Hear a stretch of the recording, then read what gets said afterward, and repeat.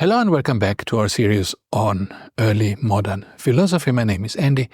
I'm a philosophy lecturer, and today we are going to talk about how science developed at the same time in parallel with early modern philosophy and how the scientific revolution influenced this period, which is called the Age of Reason. And of course, the Age of Reason it is, among other things, because it's also the age of science.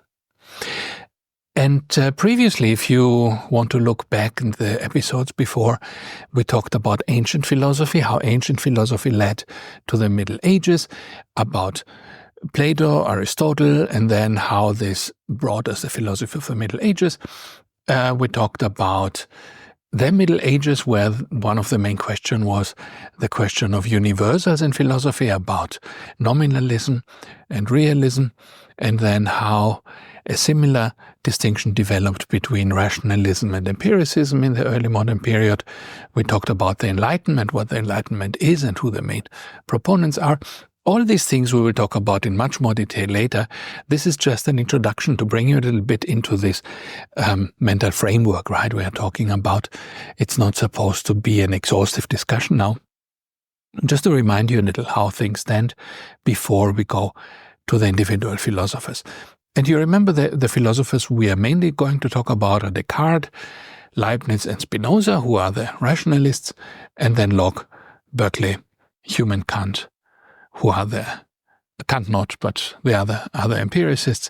And Kant is kind of the one who combines these two strands into one more integrated kind of philosophy.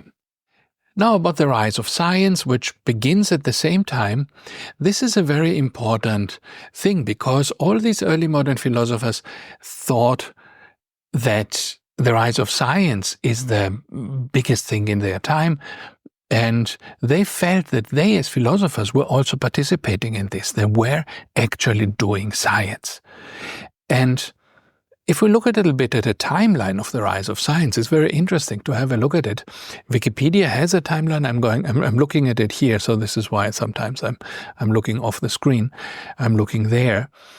If you look at a timeline of scientific discoveries, you will see that from 500 BC to about 1 BC, so the 500 years before Christ, we have 51 entries of scientific discoveries, scientific developments, 50 roughly, of which 12, which is 24%, are discoveries made outside the Western cultural context.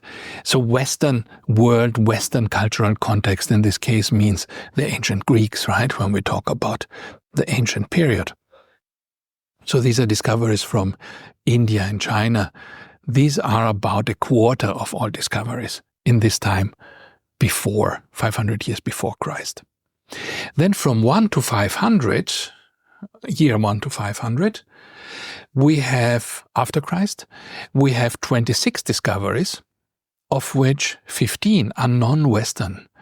So from a quarter non-Western before Christ, now in the 500 years after Christ, we go to 60% non-Western. So Western science has only, 40% of all discoveries that are named in Wikipedia, and most of the scientific practice, most of the scientific results are coming from places outside of the Western context.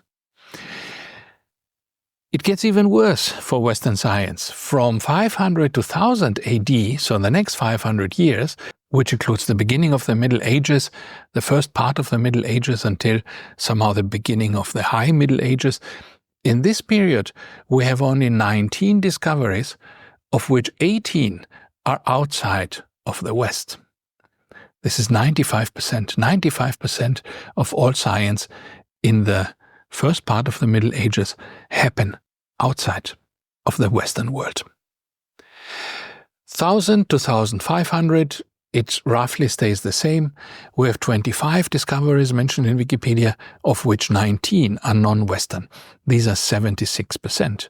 So again, 75%, 3/4 of scientific discoveries from the year 1000 to 1500 are non-Western discoveries. But now comes the thing. Now comes the scientific revolution in the West. We are now at the period we are talking about. The 1500s is the end of the Middle Ages, is the beginning of the modern period and the rise of science, the age of reason. In the 16th century, means, the 1500s, we have 15 discoveries, of which not a single one is non-Western. They're all in the West. While in the previous centuries, we have 95%, 76% non-Western, now we have zero non-Western. In the 17th century, we have 23 discoveries named in Wikipedia, of which none is non-Western. In the 18th century, we have 18 discoveries. Only one, 6%, is non-Western. In the 19th century, we have 50 discoveries, none non-Western. So if you sum it up in the 400 years, from 1500 to 1900, we have 106 discoveries, of which one only is non-Western. This is 1%. 99% are Western. And I think this timeline, I'm not saying it because, I want to establish any Western supremacy or anything, but just to show you how important this explosion of science was for the world and for us today. Because Wikipedia is written today, right? So this is today's perspective on what counts as science and technology, the things that we would still recognize as science. And 99% of those were Western from the period after the 1500s, while in the same cultural space before the 1500s, only a quarter of all discoveries, maximum, came from the West, sometimes much less. And this is I think it's a very nice way to visualize how revolutionary this was, this explosion. So the age of science, or the age of reason, or the rise of science is really an explosion of science, which suddenly happens and overtakes everything else, every other culture on the planet. And now let's have a look at some of the important discoveries in this period, because they relate to the philosophy we will talk about later. In 1543, Nicolaus Copernicus develops the heliocentric model of the universe, where the sun is in the center and the planets go around it. And this rejects Aristotle's view, which was centered on the Earth. And this is the first quantitative heliocentric model, means that it has some numbers attached that explain the distances and the times, and you can actually calculate things. It's not just an empty theory, but it's something that allows you to calculate. 1543, the same year, Vesalius pioneered research into human anatomy. He was using corpses, which he was taking out of the graves at night in order to cut them up and develop his idea of human anatomy. 1609, Kepler with the first two laws of planetary motion. And 1610, 1 year later, Galileo Galilei, telescopic observations, primarily of the moons of Jupiter. In 1620, 10 years later, we have the appearance of compound microscopes, means microscopes that have more than one lens, where a system of lenses provides a much better magnification than a single lens could, and less artifacts. In 628, Harvey develops his theory of the blood circulation. 1638, again 10 years later, Galileo's laws of falling bodies, gravity. 1665, Hooke discovers the cell, the plant cell. And 1672, another roughly 10 years later, Sir Isaac Newton discovers the white light is a mixture of distinct colored lights, so the spectrum, right, what we know as the rainbow, and he creates this artificially by breaking up the light in a prism. In 1675, Leibniz and Newton develop the calculus in parallel, which would be for Leibniz always a bit of a regret, because Newton gets most of the credit for it, and Leibniz will always fight to get recognized as one of those who contributed to it. 1675, Anton van Leeuwenhoek observes microorganisms looking through a microscope. So this was the first famous application of the microscope in biology. And in 1676, this is what I find the most amazing of all these numbers, Ole Rømer, always from the name I would say he's a Norwegian, right? I didn't look it up, makes the first measurement of the speed of light, which is absolutely astounding, right? If you think about it, 1676, I mean, there was nothing there. There was no, there was no modern physics. There was no technology around. And he managed to make a first measurement of the speed of light in the world of 1670, right, of the 17th century. So this is an amazing feat. I don't know how he did it. Actually, we could look it up and perhaps I will make a future video on it. 1687, again 10 years later, Sir Isaac Newton gives a description of the fundamental force of gravitation and his 3 physical laws of motion. 1751, now we have a jump, right, of almost 70 years or something. Benjamin Franklin discovers that lightning is an electrical discharge. And 1761, we have the discovery of the atmosphere of Venus. Again, this is astounding, right?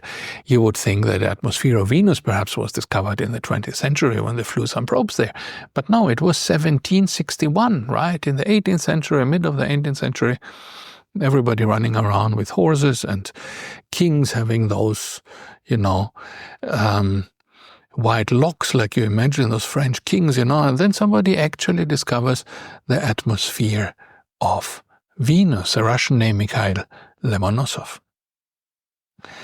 1778, discovery of oxygen, and 1781, discovery of Uranus, of the planet. 1789, laws of conservation of mass, which is the basis of modern chemistry by Antoine Lavoisier. So, and from then on you have, all this modern science. We don't need to go on like this.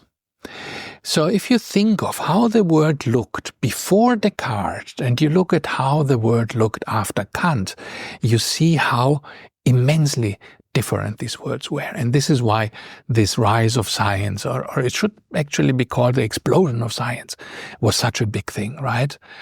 At the time of just before Descartes, right, beginning of the 16th century, there was no knowledge of astronomy at all and the structure of the solar system. People believed the Earth was in the center of the universe. There was no knowledge of how the human body works at all. There was no knowledge of cells, of blood circulation, of anything. The people had this ancient theory of the 4 humors, of the 4, liquids that go around the body, but there was not much in a modern sense of medical theory. No knowledge of basic physics like gravity or laws of motion or anything like that. No idea that living things are made up of cells.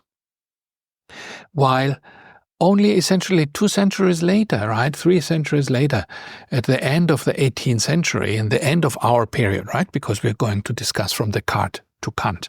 So at the end of Kant's life, Uranus and the atmosphere of Venus had been discovered. We knew exactly how the solar system works, right? We knew the laws of motion. We could calculate the motion of the planets. We had microscopes. We knew about cells. We had blood circulation. We had anatomy and physiology in a modern sense. Basic physics and chemistry were known. Electricity, batteries, speed of light was known. Microorganisms were known. So Bertrand Russell, who is a historian of philosophy and himself a great philosopher in the 20th century, he wrote a history of modern philosophy, and he writes, I quote from his book, "No Italian of the Renaissance would have been unintelligible to Plato or Aristotle." And he writes, I quote now, "No Italian of the Renaissance would have been unintelligible to Plato or Aristotle. Luther would have horrified Thomas Aquinas, but would not have been difficult for him to understand." With the 17th century, it is different. Plato and Aristotle could not have made head or tail of Newton.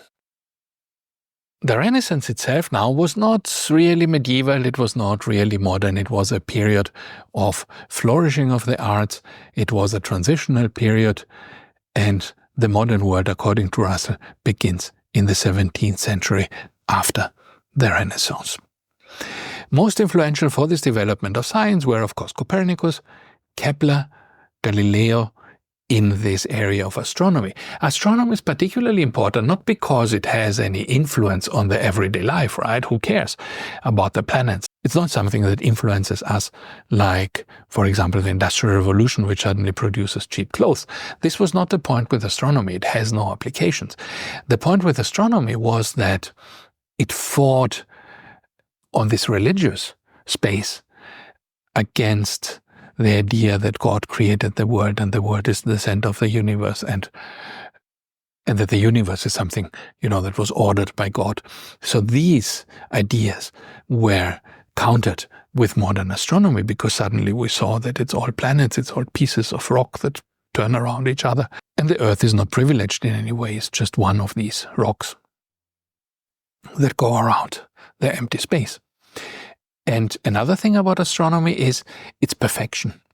Because when you talk about biology, about medicine, you don't have perfect laws. Whatever happens in biology is a mess, right? Every human is different. Our body temperature is slightly different. Our bodies are slightly different. We look different. All of us have different genes. It's harder to find clear laws that apply always in precise ways in biology. This is why biology is an empirical science, which later flourished more when empiricism was stronger. But in the beginning, where people still were more influenced by rationalism, it was astronomy that appealed to them because astronomy has this geometrical sense to it, that there are a few basic laws, the laws of the motion of the planets, of Kepler's laws, the laws of Newton, gravitation and movement. And with these laws, you can explain perfectly how everything moves. And I can calculate where Venus or Uranus or Saturn or anything will be in 120 years' time. I can now sit down and calculate it, and when the time comes, the thing will be just there. So this was for the rationalists a way to accept science, because they said, okay, perhaps God is not anymore the center of our attention or of our scientific inquiries, but there is something perhaps made by God, put there by God, that our intellect can see, and this is perfect as geometry is perfect. Because astronomy has this perfection of geometry, although it is a physical science.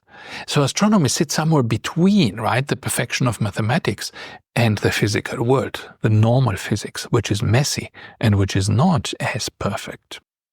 And then you can, if you look more into the details, identify various other movements there, but we don't need to do it now. For example, we just mentioned one or two things. Kepler was the one who said that the planets don't go around in circles, they go around in ellipses. So why is this important that they're not circles, they're ellipses? Because, of course, circles are perfect, geometrically perfect shapes. And if you believe in this Platonic perfect world, or in Pythagoras' world of perfect mathematical shapes, you would think that the planets should go around in circles. Now, having them go around in ellipses instead shows that there is a break in this perfection of the mathematical universe. It's not all perfect. It is more real than it is perfect. And this was an important development for people to accept that the heavens are not all perfect, that they are something that is physical, has the laws, follows the laws of matter, follows the laws of physics, but not only the laws of perfect divine geometry. It brings, so to say, the heavens to earth, right? It makes it into something empirical and flawed and messy to some extent. And finally, Galileo, just to mention very briefly, Galileo, it's an interesting thing. He was born on the day Michelangelo died, and he died on the day Newton was born. It's just a little fun fact I got from Russell's book. he discovered the moons of Jupiter. And now you can ask, okay, again, who cares about the moons of Jupiter? Whether Jupiter has moons or not, what does it do for us? But it was very important, because before Galileo, there were 7 heavenly bodies. There were the 5 planets, the sun, and the moon. And 7 is a magical number. Right? The magical number is there 7 days in the week. There are 7 world wonders. There are 7 wise men in ancient Greek lore. So there are 7 is one of these magical numbers. Everything comes in 7s. It's a prime number. So people thought 7 is special. And 7 bodies is how God made it. He made the world in 7 days, and he put 7 things in the heaven. And for a long time, this was a sign of God's influence on the heavens, of God's work, that there were these 7 things there. But now suddenly, we didn't have 7 because Galileo added a few things. And now suddenly we have 11. He added 4 moons of Jupiter. And now there were 11 things in the sky. And suddenly this magic of the 7 is broken. Now the sky is not anymore made of these 7 things and a background of fixed stars. But now suddenly there are a mess of things up there. They're all different. It's an unknown number. Perhaps the stars are also not just fixed there, but there are other bodies. And traditionalists back then refused to look through the telescope with a rationalist argument, which was there cannot possibly be more than 7 things up there, because the sky was made by God, it has 7 things, and now if this man Galileo sees 11 things, then he must be mistaken. He must be, because the sky only contains 7 things, and everybody knows that. And since there was no theory describing how the telescope worked, it was easy for them to say, okay, it's just, your lenses are broken. They create these after images. What you're seeing is 4 times Jupiter, right and left, instead of these being moons. And they just said, well, what should I look? Then I look and I will see an image that is fake, right? There is no point looking. And so this whole debate about how it could not possibly be that there are these moons of Jupiter is a very nice illustration of rationalist versus empiricist thought. Because the rationalist would say, of course I know there are 7 things. This follows from the logic of the heavens. And so there cannot be anything else. And therefore I don't need to look through your telescope. While the empiricist, Galileo, would say, look through the telescope, trust your senses. Don't trust your knowledge, which you think you have, but trust your senses. And then you will see there are in reality 11 things in the sky instead of 7. And so this debate illustrates very beautifully, right, how this goes. And Newton, of course, was important. He combined all these different discoveries that have been made in physics into one big scheme. Interestingly, Newton himself thought of himself much more as an alchemist than he thought of himself as a physicist. He was much more proud of his work in alchemy than in physics. And as a result of all this, the sky became understandable rather than magical. It was more a machine rather than a miracle. God retreated from astronomy, from the sky. And then, people started to ask, okay, then how about, creating the world in 7 days? Perhaps this was also not true. So this opened up doubts about the creation of the world and enabled later, of course, people like Darwin to come around and explain the creation of the world in a different way. And what happens if we are different worlds? Like Jupiter or Uranus or distant stars? Did creation then play out multiple times in different places? Were there multiple creations, or was there only one? So all this put this Christian narrative into question. And this is where I want to stop today. We will now, we know how things worked at this time.